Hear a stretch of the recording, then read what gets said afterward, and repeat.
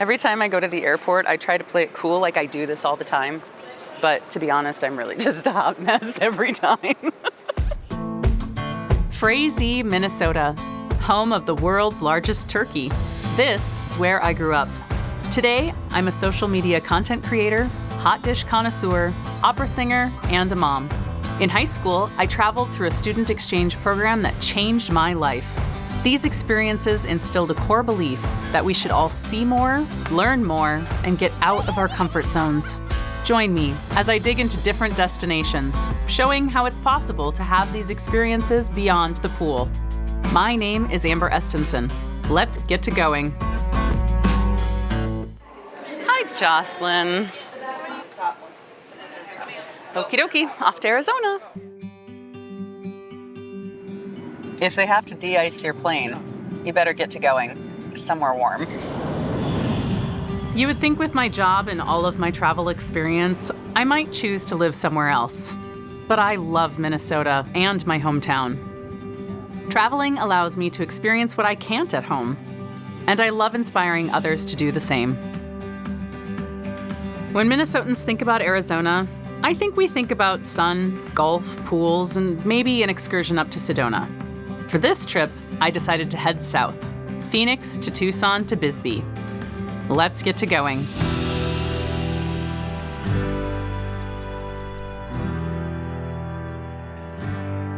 There's nobody in that. I didn't think that was real. Though honestly, I really wish I'd had one, because can you imagine like all the driving that I do from my hometown to Fargo back and forth, and then my hometown to Minneapolis, and I would jump in one of those to go to Minneapolis. I was told before I left Phoenix, I had to stop by the Arizona Wilderness Brewery, not only to grab some great food and beer, but to also check out the local art scene. Hey! Hey! Heard you're looking for me. Hey! Welcome to downtown Phoenix. Thank I'm Jonathan. You. Hi, Jonathan. I'm Amber. Amber, pleasure to meet you. So everybody told me we had to come here. So tell me more about this place. So you're sitting right in the heart of Roosevelt Row Art District. It's a district that historically was dedicated to the arts. You'd have a lot of mural artists out. You'd have a lot of art shows. So one thing I would recommend is take a walk around. You don't have to go very far, but I would check out the mural artists. A lot of it's indigenous cultures, Chicano cultures, Mexican culture. So these murals mean a lot to us. So we want you to hear that story. But there's also the great state of Arizona. So I'd say eat here and leave. Go find one of our trailheads. We have 90 wilderness areas in the state of Arizona, which is the third most in the country. We're a really outdoor-centric place, and I started this place, and I said, how could I combine the love of food, craft beer, and wilderness together? And most of the products on our menu come from the state of Arizona. You're supporting over 40 farms on our menu. That's kind of our dedication to this state. I love that. That's fabulous. I ended up taking Jonathan's advice and was excited to find some of these amazing local murals he was talking about. Those are cool.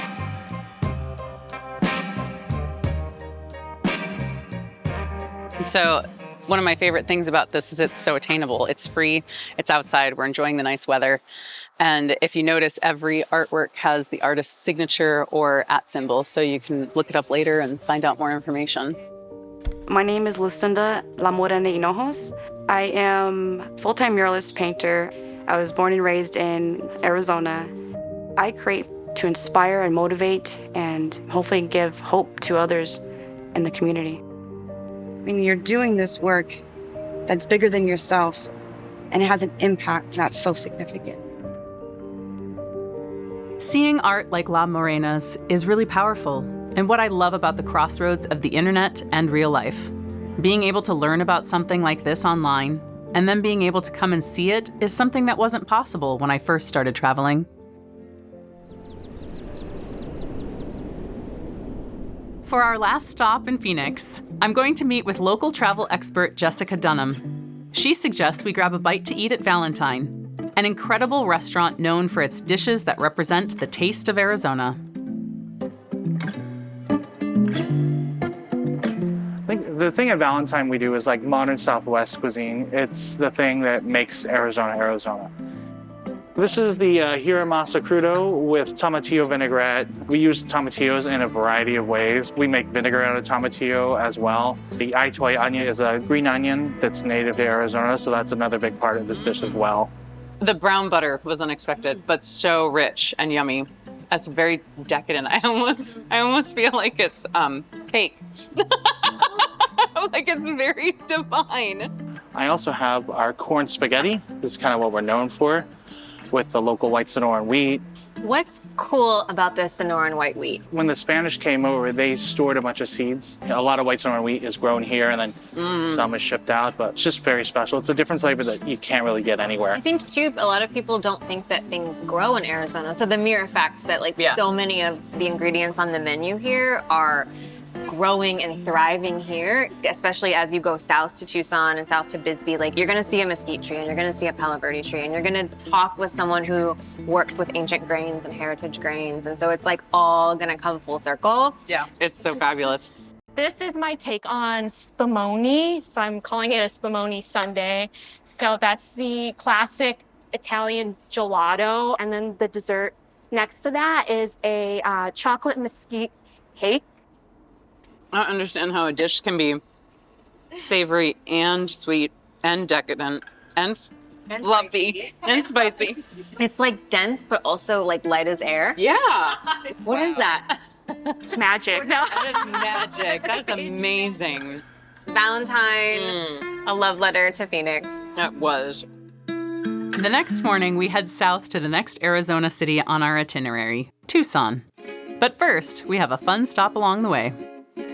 Hi, Danna. Hey, Amber. Nice to meet Nice to meet you, too. Well, welcome to Rooster Cogburn Ostrich Ranch. We got all kinds of stuff for you today. Okay. You ready to go do this? Yeah. Let's go have some fun. Okay. And I'm going to go let you get a goat kiss. Because let's face it, us girls have all kissed a goat or two in our life, right? This one's practically crawling out of the wall. Okay, I'm coming. Come on. Don't you feel wanted right now? Yes, I do. Okay.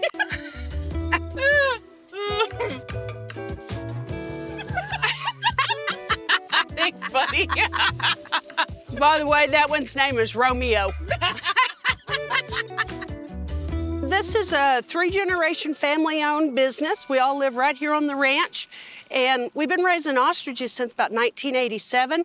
But having something where we could share it with the public was always part of our plan. Yeah. Because this is a place where everybody turns into a 6-year-old. Yeah, absolutely. I mean, you just saw me back there. Well, this is our ostriches. They're truly a living dinosaur. They are. Now, I'm gonna show you how to feed them out of your hand. Okay. Okay? Hold your hand nice and flat like that. Make them reach down and over where they can just barely reach, okay? Yeah, that's Oh my God. Your face was priceless. It's a chug-a-lugger.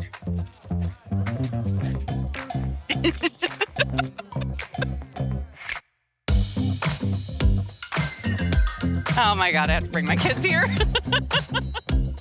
And this is Smiley. Smiley, give me a smile. I just washed my hair this morning. Oh, so an actual monster truck. An actual monster truck.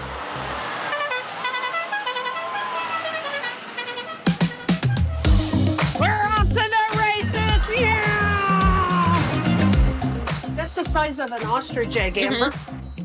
An egg is equal to about 2 dozen chicken eggs. It takes about 1.5 hours to 2 hours to hard boil it. It makes the best, creamiest deviled egg you've ever had in your life, and you only have to take one of them to the party. Would you like a slice of deviled egg?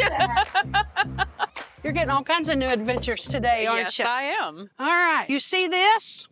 Okay. This is your high-tech ostrich fishing pole, okay?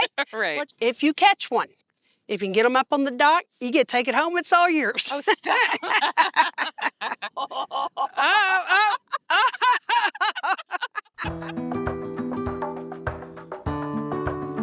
I picked up some knickknacks from the gift shop and hit the road.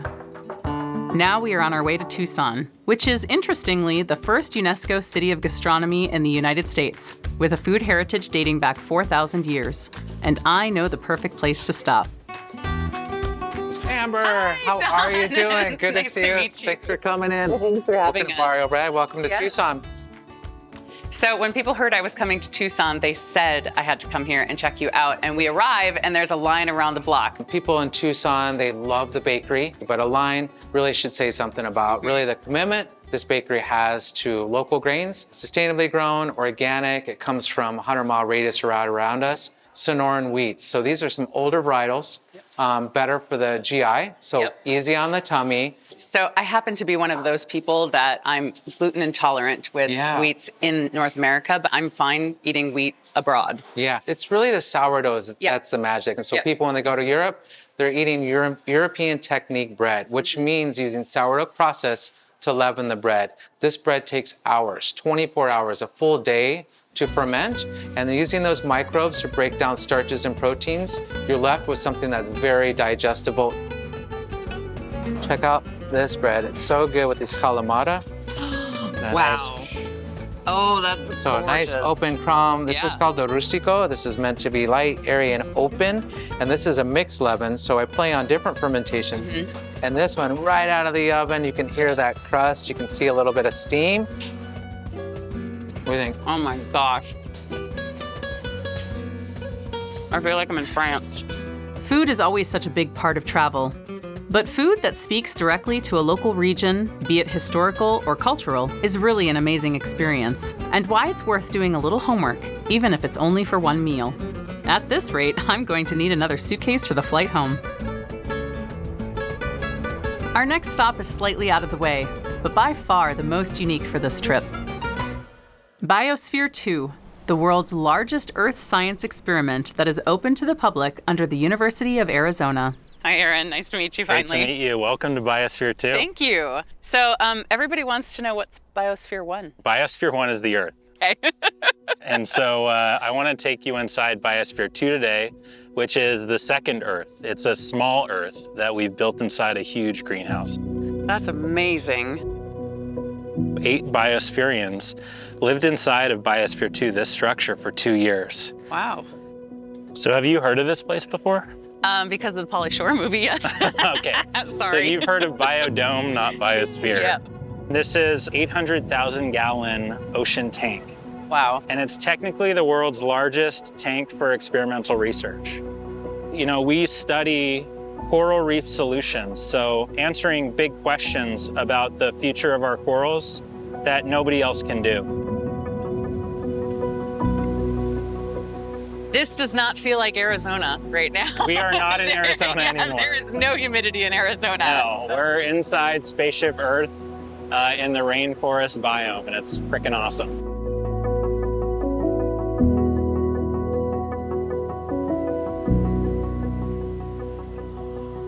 So this is a short-spined urchin. That is amazing. That's real. That's not AI. So these are algae. It likes to wear these algae as camouflage. I put this guy back in the water. Thanks, friend. Thanks, buddy. We get to show off some of the most amazing plant species from around the world. And it's a place where anybody can come and visit. Yeah. So this is the Biosphere 2 lung. Remember, this is a closed atmosphere. Yep. The air pressure is susceptible to change in temperature. So when it gets really hot in the summer, the air expands. When it gets cold, the air contracts. And in a closed system, the air needed a place to go. Otherwise, the glass would have just broken. Yeah. What's amazing about the lung is that this is a 40-ton plate that's suspended in midair. Oh my gosh. Do you want to try it?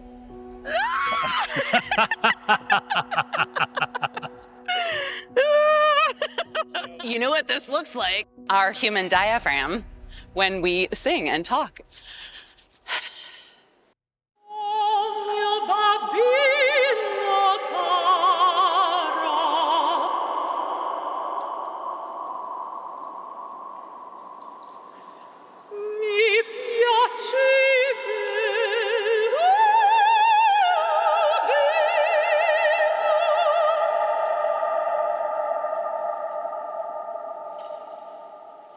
That was awesome. So cool. Have you ever sung in anything like that before? No, never. I have to come back here with my nerdy children because they're gonna love it. Yeah, bring your whole family. We're open to the public, and what we love here is visitors that can take this really special place in.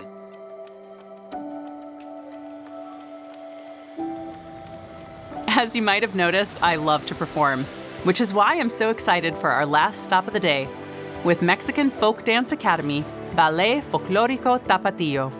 I'm going to get a lesson in Folklorico dancing, a traditional Mexican folk dance known for its vibrant costumes, intricate footwork, and lively music often accompanied by mariachi. I'm tired already. So Folklorico kind of incorporates dances from every region in Mexico. This one specifically, the dress that I'm in, is Jalisco. I love it. I love all the colors. I love the sparkle, and I can't wait to see it.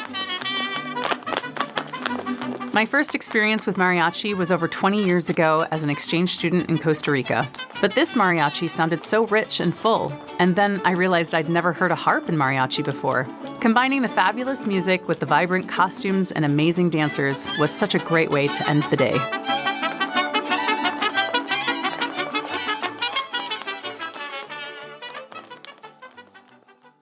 That night, I was able to stay at Hotel McCoy, a really fun and retro-feeling hotel.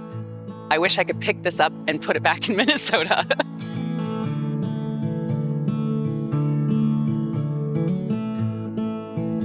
And what Arizona adventure is complete without a desert hike? Minnesota doesn't have this.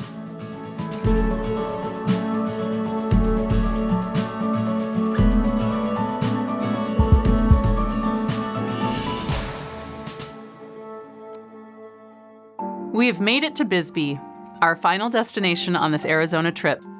We are meeting up with John, a city expert and local tour guide, to walk us through one of Arizona's most unique cities. Places like Bisbee here, we're actually the very southernmost mile-high city in the country, and the elevation is actually the reason the summertime is my favorite season here in Bisbee. Never gets over 100 degrees in this city. I never would have expected that. This is a beautiful, the oldest continually operated hotel in the state of Arizona since 1902 when Charlie Chaplin came to stay here. Harry Houdini would stay here at this hotel in those times. This was a place to be. Every building in the city has at least one ghost story, but that hotel probably has more than any other. That would be the biggest selling point to bring my daughter here. She loves ghost tours. I've never seen one myself, but I'm an open-minded person. The city really just is full of artists and musicians. But over here, this is called the Broadway Steps right here. This is where people around our city will collect all the art that people can't sell here in Bisbee. They hang it along the walls and the fences. It becomes like a found art open-air gallery as you go up the Broadway steps. Oh my gosh, that's so cool. So it's a really cool, unique thing here in the city. That is fun. I love that. They call Bisbee the Silicon Valley of its time. This was where really the purest copper and the highest producing copper mines in the entire world. Over 2,000 miles of tunnels got dug underneath our city. But in those turn of the century times, this was the very largest mine anywhere in the world right here. They actually made the miners themselves in 1975 into the tour guides here. Oh, that's And they're great. still doing it to this day over 50 years later. So I always tell the guests it's one of the last chances to get that real deal guide of the miners themselves. That'll take you underground.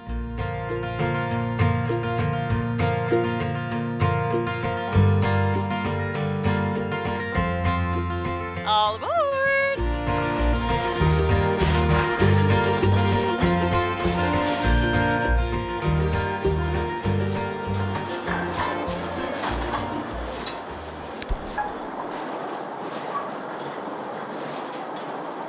Start looking down to your left. It drops down 200 feet right here.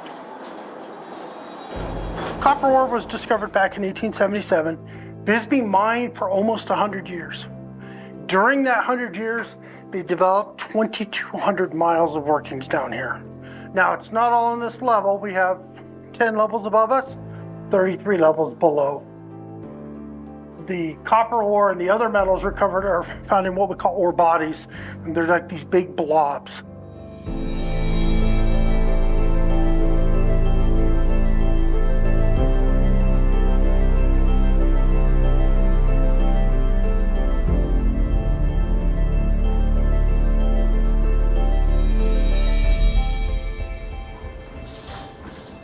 After digging into one of the main reasons Bisbee became so famous, it was time to get a closer look at the artsy and eclectic side of this quaint Arizona town.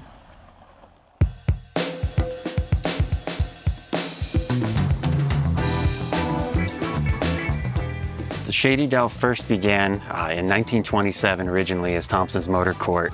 It became what it is now. In the mid-90s, a collector, Ed Smith, collected all the trailers and started renting them out.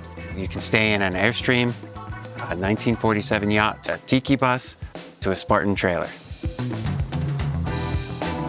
Beyond the vintage trailers, we have a trailer bar, a diner, and a stage for live music.